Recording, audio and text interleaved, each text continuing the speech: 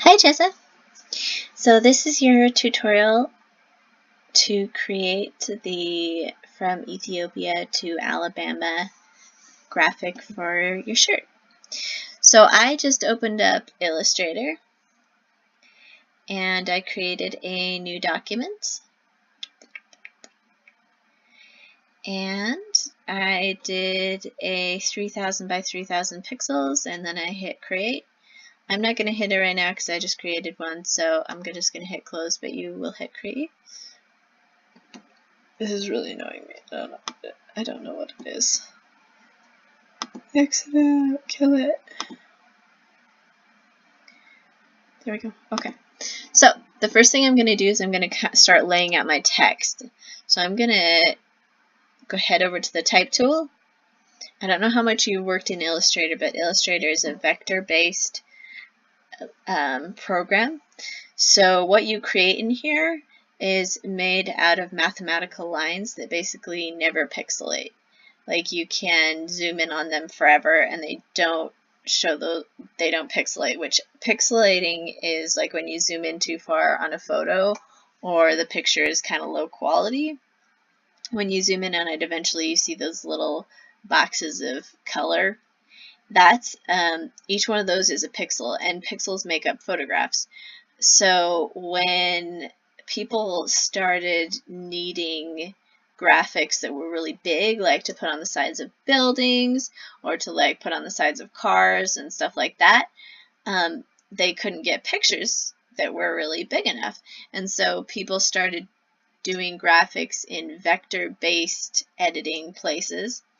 CorelDRAW was one of the first ones, but CorelDRAW is junky, so we quickly moved on to Illustrator. So this is Illustrator. It's a vector-based editing software.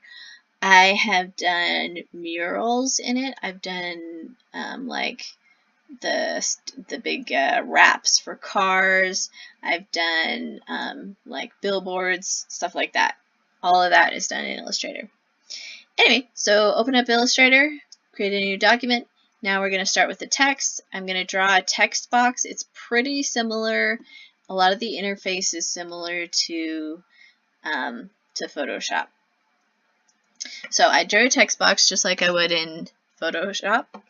And I'm going to write from Russia to Idaho. But obviously you would write whatever you wanted to write. I downloaded a font called Fake Serif for this. If you want to know how to download fonts, I'm making a video specifically for that. Just a second, I heard something. Anyway, I'll make you a video specifically for that, or you can just ask somebody else in the class. I've taught several girls how to download fonts.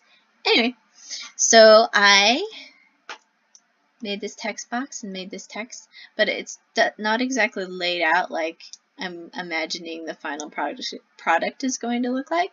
So I'm going to click on my black selection tool. I always go back to my black arrow right here when I'm not doing anything else. So I'm going to click on my black selection tool. I'm going to click the text and I'm going to go up to Object, Expand. And then I'm going to make sure it's hit on Object and Fill, and then I'm going to hit OK. What this does is it makes the text into shapes instead of type. So now I can edit it just like shapes instead of like type. So it's all in a group right now because of the way the text works. So I'm going to right click on it and say ungroup. So basically grouping is like putting it together in the same like team almost, and so when you click on one it clicks on all of them, but now see when I click on one it only clicks on that one, so I ungrouped it. So I'm going to click on the word from. I'm going to make it a little bit smaller because it's not as important as like the word Russia. I'm going to put it like over here. My plan is to surround the word Russia with the shape of the Russian country because Russia is so big.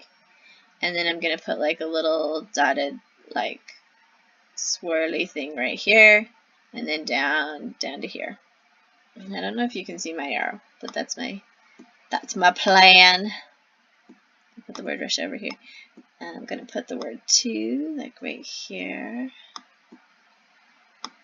because I want the word to go along the dot. I'm going to put the word Idaho. I'm going to make it a little bit smaller. There we go.